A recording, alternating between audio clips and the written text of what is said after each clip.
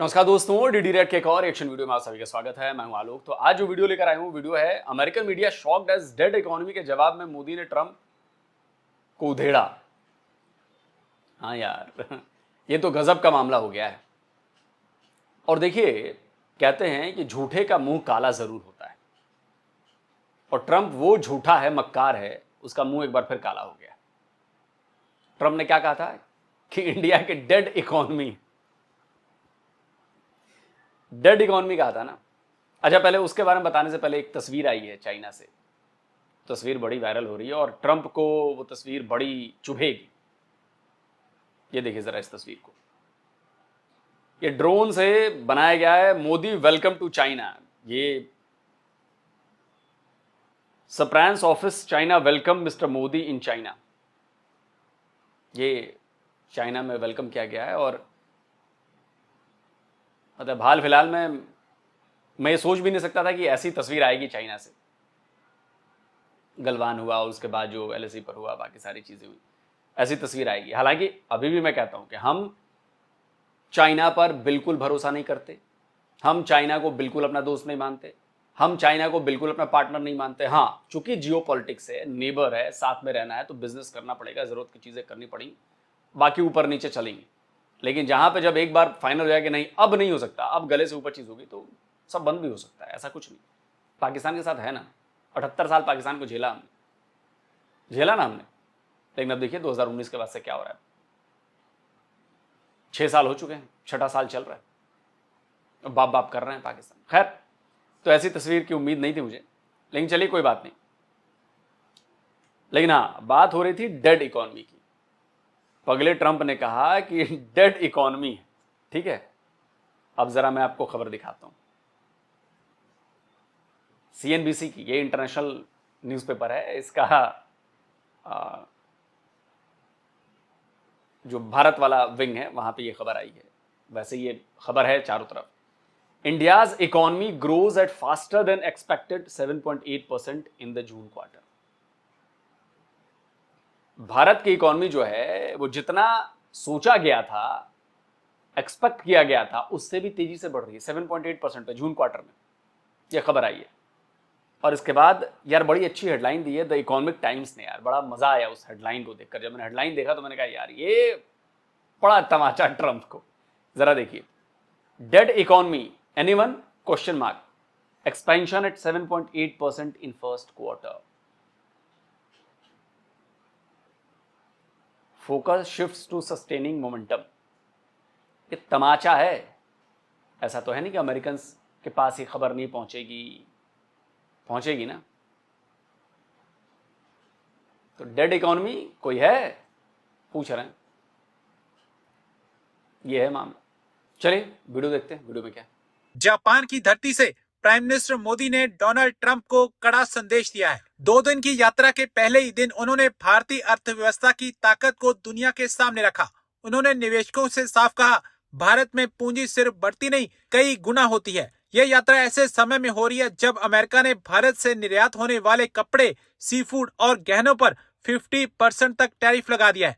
Tariff का असर भारत के कारोबार पर दिख रहा है। मोदी ने जापानी बिजनेस फोरम में भरोसा दिलाया कि भारत निवेश के लिए सबसे बेहतर जगह है। मोदी ने कहा, भारत राजनीतिक और आर्थिक रूप से स्थिर है। यहाँ नीतियां साफ है, पारदर्शिता है, प्रेडिक्टेबल फैसले होते हैं। निवेशकों को यह भी भरोसा चाहिए। उन्होंने कहा कि आज भारत सबसे तेजी से बढ़ती अर्थव्यवस्था है, बहुत जल्द तीसरी सबसे बड़ी अर्थव्यवस्था बनने जा रहा है। मोदी ने मन से कहा, जापान टेक्नोलॉजी पावर हाउस है और भारत टैलेंट पावर हाउस, दोनों मिलकर दुनिया की टेक रेवोल्यूशन का नेतृत्व कर सकते हैं। India's Prime Minister Modi and Chinese President Xi Jinping expected to hold bilateral talks on the sidelines of the Shanghai Cooperation Organization summit. दोस्तों, नरेंद्र मोदी ने जापान के अंदर जो अपना विजिट है उसमें जो इम्पोर्टेंट डेवलपमेंट की है, he is talking of shaping Asian century with stability and resilience and innovation. लेकिन सबसे इम्पोर्टेंट चीज जो मुझे नजर आ रही है, the thing which is of significance for me, that is कि वो कहता है कि मैं एशियन सेंचुरी को शेप करने जा रहा हूं। आज भारत विश्व की सबसे तेज ग्रो करने वाली मेजर इकोनॉमी है। अच्छा, इट मीन्स कि इंडिया बिलीव्स कि जी हमारे पास ये जो है ना वो क्रेडिबिलिटी भी है, हमारे पास रिसोर्सेज भी हैं, पावर भी है, हम ये सब कुछ कर सकते हैं। That is what he is saying, that India will shape, ये इसको जहन में रखें, India will shape the Asian century. So उनके वो जिसे कहते हैं ना सिग्नल्स आपको लेने चाहिए, सिग्नल्स ही समझ नहीं होते ना कि कौन क्या कह रहा है। और दूसरी अहम बात यह है कि ये जो एशियन सेंचुरी है इसमें 4-5 चीजों को वो फोकस कर रहे हैं। First, stability, message to the USA कि इंडिया अमेरिका ताल्लुकात के अंदर स्टेबिलिटी नहीं है, इंडिया अमेरिका ताल्लुकात के अंदर स्टेबिलिटी मौजूद नहीं है। इस चीज को ज़हन में रखें। This is what he is saying और this is what he is telling to the United States कि स्टेबिलिटी, एशिया में स्टेबिलिटी चाहिए। And Japan and India are players who will work in on stability. हम stability पे फोकस करें। India is a very proud country, and I think it is certainly sending the signal that it is not willing to be pushed around. So, how much is this meeting an effort to effectively signal to the United States? Signal to the U.S. and a very important domestic political signal for Modi that they are not going to be taken for granted by the United States.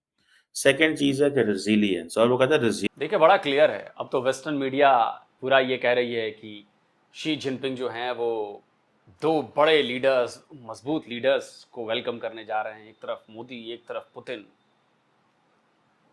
मैंने देखा कई जगहों पे ये भी लिखा रहा है कि दुनिया की चार सबसे बड़े जो मजबूत देश हैं उनमें से 3 ने एक साइड ले ली है, भारत, चाइना, रशिया। अमेरिका अकेला पड़ रहा है। और ये वेस्टर्न मीडिया ये खबरें दे रही हैं। आप सोचिए, पैनिक मचने वाला है। देखिए, हमारे और चाइना के बीच कंसर्न्स हैं, रशिया और चाइना के बीच कंसर्न है, चाइना के और भी कंसर्न हैं, सारे कंसर्न्स हैं। लेकिन इस वक्त जो सबसे बड़ा कंसर्न है ना, अमेरिका को सबक सिखाना, अमेरिका को इस बात का एहसास दिलाना कि आप हर जगह अपनी मनमर्जी नहीं चला सकते, आपको सामने वाले की बात सुननी पड़ेगी। क्योंकि सामने वाला भी इतना कमज़ोर नहीं है। सामने वाला आपकी हाँ में हाँ नहीं मिलाएगा हर बात में। सामने वाला आपकी गुंडागर्दी को नहीं सहेगा। आप टैरिफ लगाना चाहते हैं, लगा लो टैरिफ। आप सैंक्शन लगाना चाहते हैं, लगा लो सैंक्शन। अच्छा ये बताओ, पिछले 3 साल में या उसके पहले भी अमेरिका ने या बाकी दुनिया ने रूस पर कितने सारे सैंक्शंस लगाए? क्या हुआ उन सैंक्शंस के बाद? क्या रशिया कमज़ोर पड़ गया? क्या रशिया अमेरिका के आगे सिर झुका लिया, उसने घुटने पर बैठ गया? आज ठोके पड़ा है। आज पूरा अमेरिका, पूरा यूरोप लगा है यूक्रेन के पीछे और अकेला उधर रशिया खड़ा है और ठोक रहा है। और मैं आज आप लोगों को बता रहा हूं, आप लोग देखिएगा, यूक्रेन का एक बड़ा हिस्सा रशिया के पास जाएगा। जिस दिन यह शांति समझौता हो गया, जिस दिन सीज फायर हो गया, जिस दिन यह लड़ाई बंद होगी, मैं गारंटी दे रहा हूं, यूक्रेन एक बड़ा अपना लैंड का टुकड़ा, बड़ा जमीन का टुकड़ा खो देगा। और यह सिर्फ अमेरिका की साजिश की वजह से। तो पोर्चुगल के प्रेसिडेंट ने कहा ना कि ये ट्रंप जो है वो रशियन एसेट है। एकदम साबित होगा, ये देखिएगा। ट्रंप बोलेगा कि चलो अब जो हुआ सो हुआ, जितना कब्जा रशिया की फौजों ने कर लिया है वो उनको दे दो और बाकी तुम राज करो। ये होगा, आप देखना। आज मैं आपसे कह रहा हूं, आधा यूक्रेन जाएगा, आधा। ना अमेरिका यूक्रेन के इस जोकर प्रेसिडेंट को फंसाती, ना उसको लालच देते कि नाटो में आ जाओ, ना इसके मन की चाहते जागती कि हाँ नाटो में चले जाते हैं, नाटो में चले जाते हैं, और ना पुतिन का दिमाग सटका होता और पुतिन ने हमला किया होता। अगर नाटो में नहीं जाता ना, अगर नाटो में नहीं जाने की बात अगर कर दी होती ज़ेलेंस्की ने कि नहीं हमें नाटो में नहीं जाना है, हम नहीं जाएंगे नाटो में, वॉर नहीं होनी थी, उसकी तबाही नहीं होनी थी। आज यूक्रेन की जो करोड़ों की जनता है वो जो झेल रही है, आज वो नहीं होता। सिर्फ ज़ेलेंस्की अगर कह देता है कि हमें नाटो में नहीं जाना है। लेकिन अमेरिका ने उसको प्रेशराइज किया, उसको लगा कि इसको लेके और रशिया को युद्ध में फंसा देंगे। ठीक है भाई, फंसो, क्योंकि अमेरिका अब एक नया लड़ाई छेड़ने के उसमें नहीं है भाई। गोला बारूद, हथियार, पैसे तो आपने सब यूक्रेन में फंसाए हैं। अगर मान लीजिए कल को चाइना के साथ आपकी लड़ाई शुरू हो जाती है, कहां से भरपाई करेंगे भाई? चाइना जैसे दुश्मन के सामने अपना गोला बारूद कहां से लेकर आएंगे इतने दिन तक? आपके तो सब फंसे हुए हैं उधर।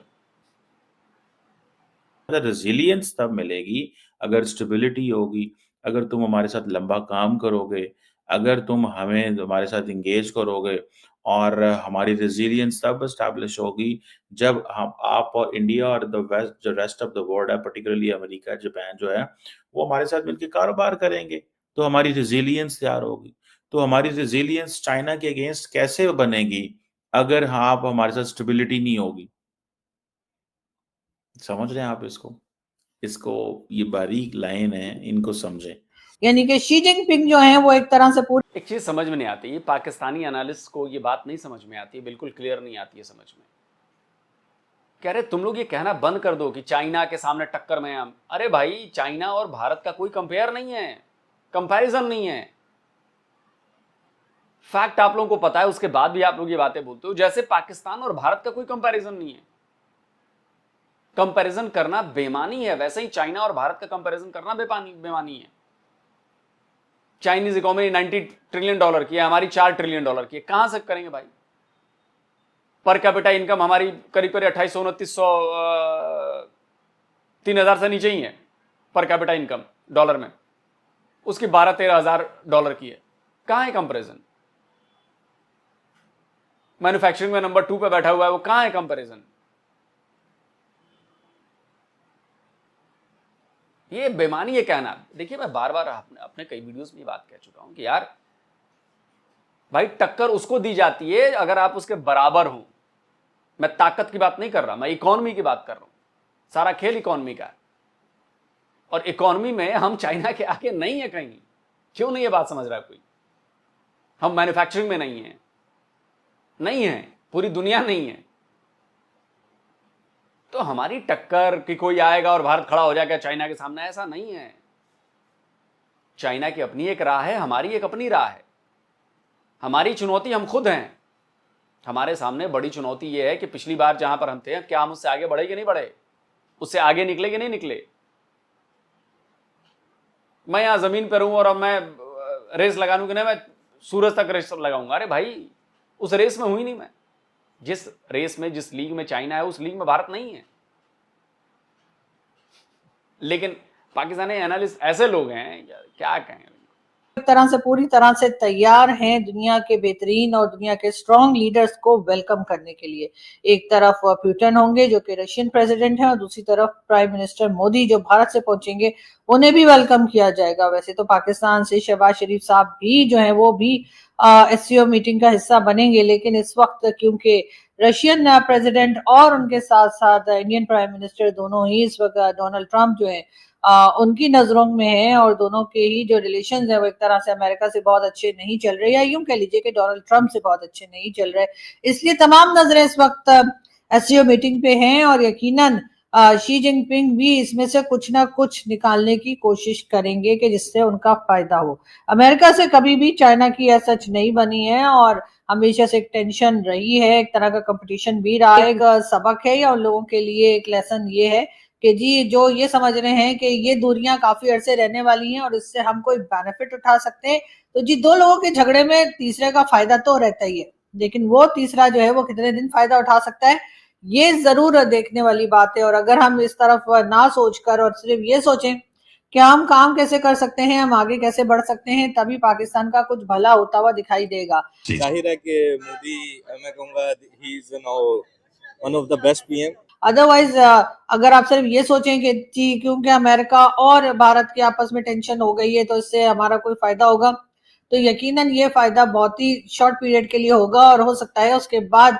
जब हिंदुस्तान और ट्रंप की सरकार, या ट्रंप ना हुए अमेरिकन सरकार कोई दूसरी आ गई और उनकी आपस में बातचीत हो गई, उन्होंने एक दूसरे के साथ मिलकर अपने डिफरेंसेस को दूर कर लिया, तो यकीनन ये चीज हमें काफी भारी पड़ सकती है। लेकिन फिलहाल तो शी जिनपिंग जो है वो नजर आ रहे हैं कि काफी एक्टिव हैं, और वो एक तरह से वेलकम करने के लिए पूरी तरह से तैयार हैं। This is the biggest SCO meeting since the group was founded in 2011. So leaders from more than 20 countries will be attending. You mentioned Putin and Modi. Russian president को भी और इंडियन प्राइम मिनिस्टर को भी। SCO में पाकिस्तान की तरफ से शहबाज शरीफ साहब यानी हमारे प्राइम मिनिस्टर भी पहुंचेंगे और वहां पर बातचीत होने का कोई चांस है ऐसा लोगों को नहीं लगता। इसकी एक वजह यह भी है कि भारत फिलहाल पाकिस्तान से बात करने के मूड में नहीं है और जाहिर है अगर भारत बात नहीं करना चाहता तो शी जिनपिंग उनके ऊपर किसी किस्म का प्रेशर जो है वो नहीं डाल सकते कि जी आप पाकिस्तान के प्राइम मिनिस्टर आए हैं या पाकिस्तान से उनके पॉलिटिशियंस आए हैं तो आप बात करें। यकीनन उसके लिए पाकिस्तान को खुद मेहनत करनी पड़ेगी, पाकिस्तान को खुद अपने आप में कुछ ऐसी एक्टिविटीज दिखानी होंगी, अपने आप में कुछ ऐसी चीजें करनी होंगी जिससे कि भारत फिर हमसे बात करना चाहे, भारत हमसे बात करना पसंद करे या भारत को एक तरह से आप ये कह लीजिए कि जो शिकायतें रही हैं पाकिस्तान से उसको लेकर जो है भारत जो चीजें उनको बताई गई हैं उसको लेकर किसी किस्म का आप एक्शन करते हैं, किसी किस्म की आप कार्रवाई करते हैं तब शायद भारत बात करने के लिए या भारत की गवर्नमेंट पाकिस्तान से बात करने को तैयार हो। फिलहाल तो ऐसा कोई एक्शन नहीं होगा और ना ऐसा मुझे लगता है कि पाकिस्तान में होने दिया जाएगा। तो ये अगर कोई कहता है कि हमें एक्शन लेना पड़ेगा, ये करना पड़ेगा, हम पाकिस्तान को जानते हैं बहुत बेहतर तरीके से। पाकिस्तान ऐसा कभी नहीं करने वाला। पाकिस्तान ने अगर कर दिया उसी दिन पाकिस्तान का अस्तित्व खत्म हो जाएगा, क्योंकि जिस आधार पर पाकिस्तान, जो बुनियाद डाली गई पाकिस्तान की, वो भारत है। भारत से नफरत है, हिंदुओं से नफरत है। जिस दिन आप ये खत्म कर देंगे उस दिन तो पाकिस्तान का अस्तित्व ही खत्म हो जाएगा। पाकिस्तान में अंदर विद्रोह हो जाएगा कि फिर तुमने पाकिस्तान लिया क्यों। वो नफरत कभी खत्म नहीं होने देंगे। चलिए आते हैं जरा इकोनॉमी पर। बात तो इकोनॉमी की हो रही ना, तो खबर तो मैंने आपको दिखा दी। ट्रंप को और भी चिढ़ मच रही होगी कि ट्रंप इस लिस्ट में कहां है, अमेरिका की रफ्तार क्या है। चलिए डेटा दिखाता हूं, डेटा पे बात करेंगे, फैक्ट पे। ये देखिए, India stands tall as one of the fastest growing major economy, 7.8% Bharat, दूसरे नंबर पर चाइना 5.2%, तीसरे नंबर पर इंडोनेशिया 5.12%, चौथे नंबर पर मलेशिया 4.4%, पांचवें नंबर पर आता है अमेरिका 3% पर, उसके बाद थाईलैंड है, यूके है, जापान है, जर्मनी। जरा आप फर्क महसूस कीजिए अमेरिका और भारत के बीच जो जीडीपी ग्रोथ है, जो माप है, पैमाना है, उसमें 4.8% का 4.8% का फर्क है। तो जो भारत और अमेरिका की जो ग्रोथ में फर्क है, उस फर्क में जरा देखिए आप कितने लोग जो हैं, कितने देश आ जा रहे हैं। जर्मनी 0.2%, जापान 1%, यूके 1.2%, थाईलैंड 2.1%, और जोड़ लीजिए 2 1 3 1 4, 4.2 1 3 1 4 1 5 पॉइंट करीब 5.02 हुआ, 5.2 हुआ, और 4.8 का फर्क है अमेरिका और हमारे बीच में इकोनॉमिक ग्रोथ में। तो ट्रंप चचा को यह समझना चाहिए कि डेड इकोनॉमी किसकी है। ठीक है, आपके पास खजाना बड़ा है, आपकी इकोनॉमी जो है वो खजाना बड़ा है, 300 ट्रिलियन डॉलर की है ना, शायद जो भी है 30-31 की, लेकिन वो खजाना खाली भी तो हो सकता है। जब आपकी ग्रोथ नहीं होगी तो खजाना खाली भी होगा ना, खर्चे तो उतना ही रहेंगे। हमारा खजाना भर रहा है और ग्रोथ भी बहुत तेज है, और आज की नहीं है कि पहली बार ऐसा हुआ है, पिछले लंबे टाइम से हम दुनिया की फास्टेस्ट ग्रोइंग इकोनॉमी बने हुए हैं। ये दिखाता है, ये बताता है, ये साबित करता है कि भारत की ग्रोथ कोई फ्लूक नहीं है, भारत की ग्रोथ स्टडी है, भारत में लोगों का ट्रस्ट है, और 140 करोड़ भारतीयों की ये मेहनत है, और इसको कोई रोक नहीं सकता। जेफ बेजोस ने कहा था, याद है कि नहीं, अमेज़न का मालिक, उसने कहा था, क्या कहा था, लगा दो भाई क्लिप जरा। I want to make a prediction for you. I predict that the 21st century is going to be the Indian century.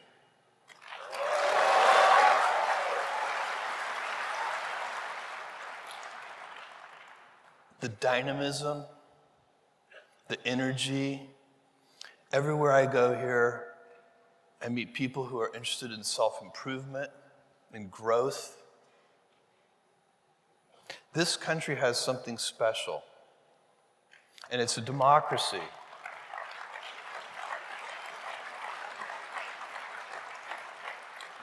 This is going to be the Indian century. समझ गए?